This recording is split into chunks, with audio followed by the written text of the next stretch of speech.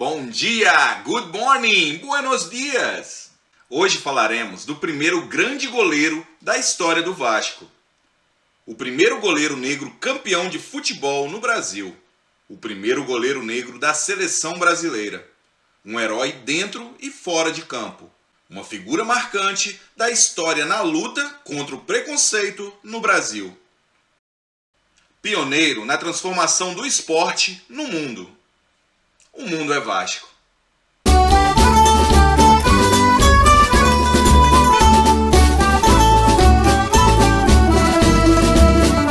Sobre os peitos leais vascaínos, brilha a cruz gloriosa de Malta.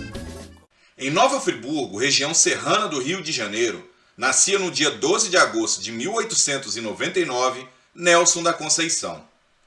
Negro de família pobre, logo se mudou com sua família para o Rio de Janeiro e, assim como a maioria dos jovens no início do século XX, se encantou por aquele esporte que via se popularizando rapidamente, o futebol. Aos 15 anos de idade, Nélson ingressou como goleiro do Paladino Futebol Clube, agremiação filiada à Liga Metropolitana de Esportes Atléticos. A entidade organizava diversas divisões, sendo a principal comandada economicamente e politicamente por 4 grandes clubes: Botafogo, Fluminense, Flamengo e América, que além de serem os mais ricos da cidade, contemplavam uma cultura que buscava limitar a entrada de indivíduos de classes menos abastadas nos seus quadros sociais. Já estes, sendo os mais populares da cidade, se encontravam na 2ª e 3ª divisões. Outras ligas eram fragmentadas. Existia a Associação Atlética Suburbana e a Liga Suburbana de Futebol, sendo a segunda a maior entidade que regia os clubes do subúrbio. E neste embalo surgia a forte equipe do Engenho de Dentro Atlético Clube.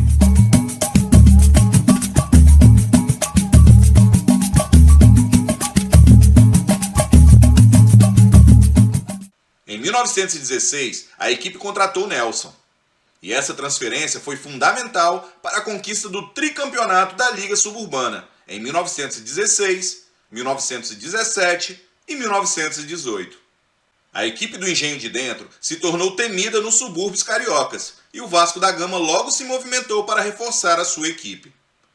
A agremiação vascaína, após 3 anos de criação do seu departamento de futebol, visava em 1919 uma política de inserção massiva de jogadores oriundos das mais diversas camadas sociais: operários, negros, analfabetos, humildes, no seu quadro futebolístico.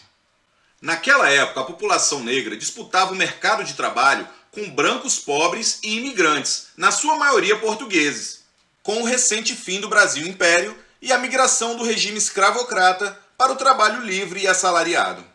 As vagas de trabalho se resumiam a postos mais precários, de uso da força física ou de menos prestígio social: jornaleiros, operários de fábrica, garçons, motoristas particulares. E nessa última se encaixava Nélson da Conceição, que se dividia entre os campos do subúrbio e as praças como chofer de táxi. Assim que chegou ao Vasco, o goleiro negro de fala coloquial logo se destacaria nos campos cariocas. Sua estreia foi no dia 23 de março de 1919, com apenas 19 anos, na vitória por 1-0 sobre o River pelo torneio início da 2ª divisão da Liga Metropolitana de Desportos Terrestres. A estreia oficial seria 6 meses depois, na vitória por 2-0 sobre o Sport Clube Rio de Janeiro pelo retorno da 2ª divisão do Campeonato Carioca. Nessa altura, os grandes jornais cariocas começaram a chamar o arqueiro pela alcunha de chofer, com o intuito de diminuir a imagem do jogador perante a Liga, uma postura denunciativa e preconceituosa à época. Em 1920, reforçada por Torteroli, Arthur e Jaime Frutuoso, a equipe fez uma brilhante campanha e terminou na 1ª posição da 2ª divisão do Campeonato Carioca, empatado com o Carioca Futebol Clube, mas acabou derrotada no jogo de desempate e adiou o acesso à 1ª divisão. O tão sonhado acesso à elite ocorreria 2 anos depois, com a chegada do craque Pascoal e do treinador campeão carioca Ramon Plateiro.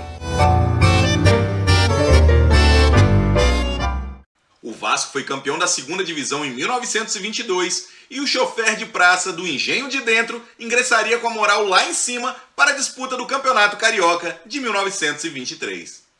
Naquele certame, o Vasco enfrentava a aristocracia carioca, a imprensa esportiva e os torcedores rivais. Nas apresentações pelos estádios da Zona Sul, os camisas negras, apelido dado aos jogadores do Vasco, eram hostilizados por serem negros, mulatos e analfabetos.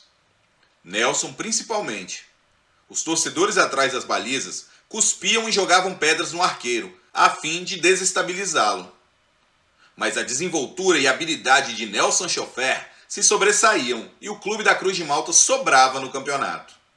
A Liga Metropolitana de Desportos Terrestres buscou métodos para proibir a utilização de alguns atletas do Vasco, especialmente no que diz respeito ao analfabetismo e à lei do amadorismo. Começaram a exigir que os atletas assinassem seus nomes na súmula e investigaram se eles possuíam alguma profissão, o que era proibido na época. Mesmo contra todos os contratempos, o Clube de Regatas Vasco da Gama, com uma campanha irretocável, aniquilou os grandes clubes da elite do Rio de Janeiro e conquistou o título.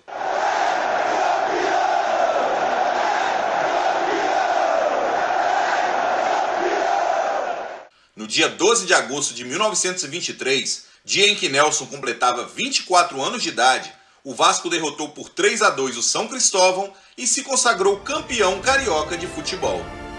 Pela primeira vez no cenário nacional, quiçá mundial, negros, pobres, operários e analfabetos se sobrepunham aos brancos e abastados, uma marca definitiva na história. E Nelson foi o principal destaque daquela equipe.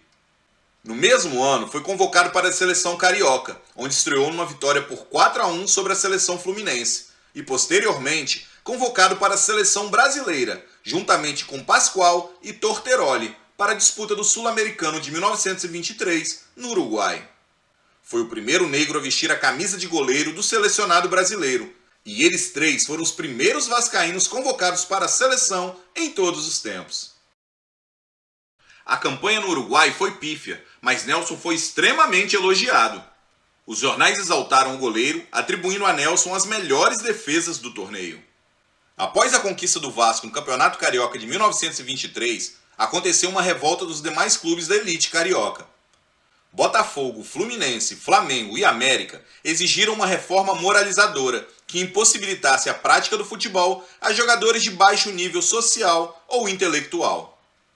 Amparados na lei do amadorismo, que dizia que um atleta não poderia ser remunerado para exercer sua profissão, esses clubes elitistas defendiam que o esporte fosse praticado pela alta sociedade, ricos, brancos, filhos de aristocratas, ou seja, atletas que não precisavam trabalhar e que poderiam treinar e jogar a qualquer dia. Como não houve acordo, todos os quatro romperam com a Liga Metropolitana de Desportos Terrestres e fundaram a AMEA, Associação Metropolitana de Esportes Atléticos. A comissão organizadora da AMEA se reuniu no dia 30 de março de 1924 e condicionou a afiliação do Vasco desde que fosse feita a exclusão de 12 jogadores, negros e operários, de sua equipe. Mas Nelson não estava entre eles.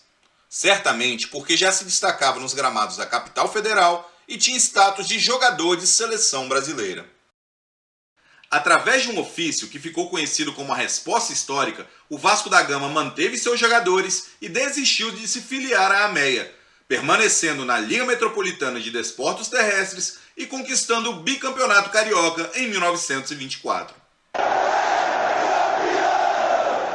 Nelson permaneceu como destaque da equipe cruzmaltina, onde atuou até 1927, inclusive na inauguração do estádio de São Januário, na qual foi um dos sócios doadores para a compra do terreno e construção do estádio. Sua última partida foi no dia 17 de julho, na vitória de virada por 2-1 sobre o América. Pelo Clube da Colina, Nelson fez 192 jogos, com 123 vitórias, 27 empates e 42 derrotas. Conquistou o Campeonato Carioca da Série B e a Taça Constantino em 1922, além de ser bicampeão carioca da Primeira Divisão em 1923 e 1924 e campeão do torneio Início em 1926. Pela seleção brasileira, foram 7 partidas, com 2 títulos, Taça Rodrigues Alves e Taça Confraternidade Brasil-Argentina. Em 1928, Nelson atuou pelo Sírio-Libanês e em 1929 pelo Bangu. Ao deixar os campos, se tornou treinador do Engenho de Dentro. Manteve-se como sócio do Clube de Regatas Vasco da Gama nos anos seguintes. Nelson, o chofer, faleceu precocemente no dia 24 de abril de 1942, no hospital no Rio de Janeiro, onde estava internado, com apenas 42 anos de idade. Nelson da Conceição significa uma parte importante da história da ocupação pelos negros de espaços reservados apenas para brancos. Ele conseguiu sobrepujar o racismo e ter o reconhecimento da sua qualidade como esportista. Por sua qualidade como jogador de futebol, conseguiu trilhar uma carreira vitoriosa, chegando onde até então nenhum goleiro negro havia conseguido chegar. Até 1922, nenhum clube com um mulato ou negro no time tinha sido campeão, exceto a seleção brasileira com um mulato filho de pai alemão, Friedenreich. O chofer é um ídolo histórico do Vasco da Gama, um dos maiores goleiros de sua história.